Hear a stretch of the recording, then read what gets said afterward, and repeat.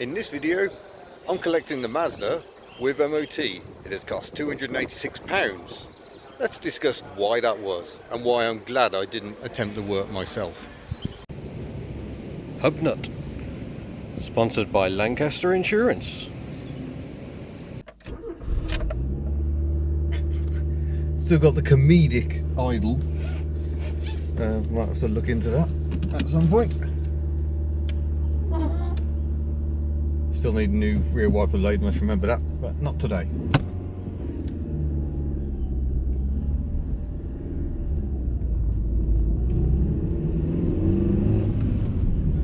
But yeah, talking to the lads in the garage, they've done a fair bit of work for the MOT.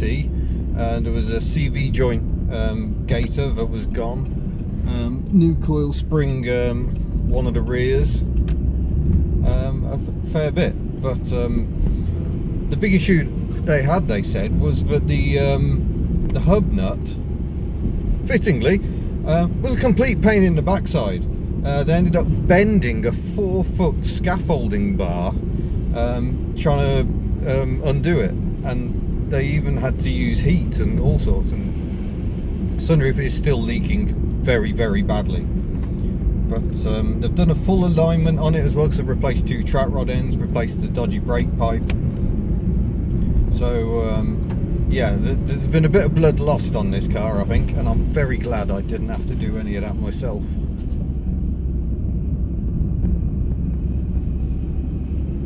Watch out over this narrow bridge.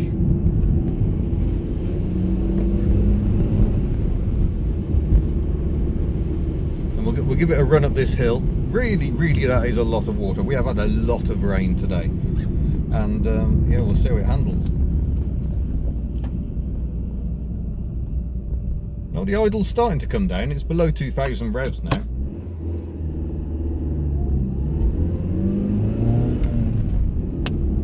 But yeah, I was missing this car yesterday. Yesterday I did over 240 miles taking the MOTs all around South Wales for some future videos which you will hopefully enjoy. Some very British content, and also something not entirely British, so that should be good fun for you. But yeah, I mean, a full day in the MOTs. The MOTs is not designed for those sorts of trips, and I end up missing the fact that it hasn't got any torque at all, and the ride is pretty terrible. I mean, this is very firm, but it's very composed. The MOTs is a bit bouncy, and the driving position is awful. Oh dear, going around a bend. We're about to go around a left-hand bend. I'm willing to bet I'm going to get wet. And yeah, the MOTs was not ideal. I would have loved to have done the journey in this, but it wasn't finished in time, unfortunately. Very busy garage, lots to do.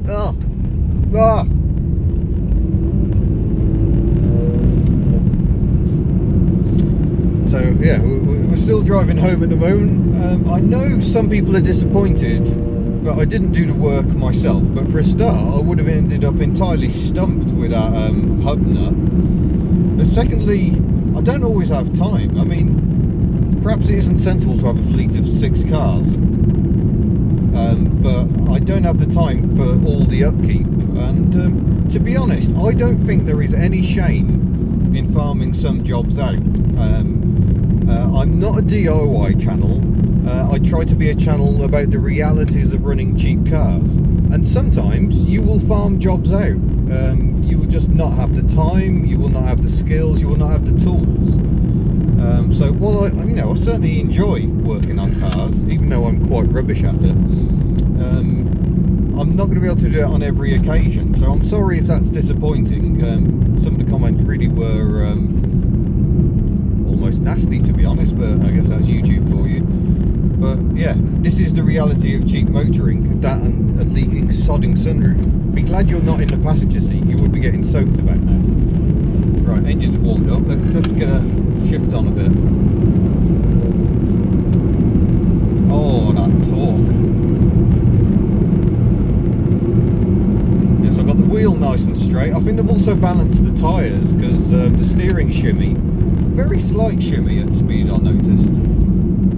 has now gone. Let's really pitch it into this bend and get soaked as a result.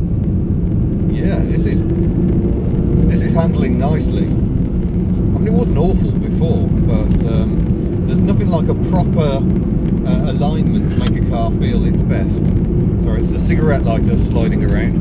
I've got nothing plugged in, so I can go on the floor apparently.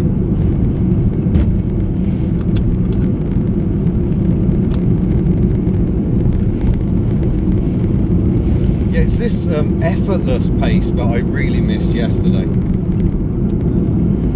So I'm looking forward to yeah, a few more adventures in the Mazda. I've got quite a lot of miles to do, but yeah, it should hopefully be good.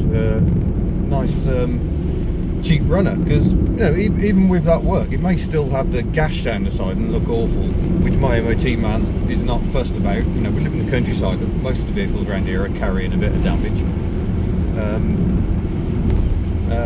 Yeah, the main thing is this is now a nice sorted car. It should be good for a fair few long journeys. It just handles so flatly. It's lovely. I think I'm going to grow quite fond of this car if I can sort that sodding leak out. Just need some dry weather so I can actually tape it up, because I think that's going to be my short-term fix, and then when the weather gets nicer, we'll look at rodding the drain tubes out and see if that makes a difference, because that's usually what's wrong with these sunroofs. It's a blocked drain. People wrongly think the seal should stop water coming through. It won't. What the seal should do is channel the water away, which is more desirable. There you go, we're approaching back home, and oh, that's not bad, 6.5 minutes, or almost 7. And yeah, the Mazda is back, and I'll do a more detailed look around it at some point. We can put the heater on, it was quite cold, now the engine's warmed up. And I look forward to many Mazda adventures. As ever, thank you ever so much for watching, thanks for your support. It's been difficult to keep up with the comments. I'm very busy on a retro Japanese deadline at the moment, where I've been able to write about this car, so that will be appearing in the next issue of Retro Japanese. I picked up some parts for this car, a new intake plenum, not plenum, intake pipe, and window glass, because this is so badly scratched. I think I am going to try and find a couple of doors in sparkle green for that side if I can. And yeah, so there will be more on this car and the other Hubnut motor cars coming fairly soon. So thank you for watching. Don't forget to subscribe before you go. Don't forget you can go to the Hubnut store for all your merchandise, hats and t-shirts and mugs. We just had fresh deliveries of the 2CV power mugs, because they're selling out quite quickly. And I shall see you in a future video. Farewell.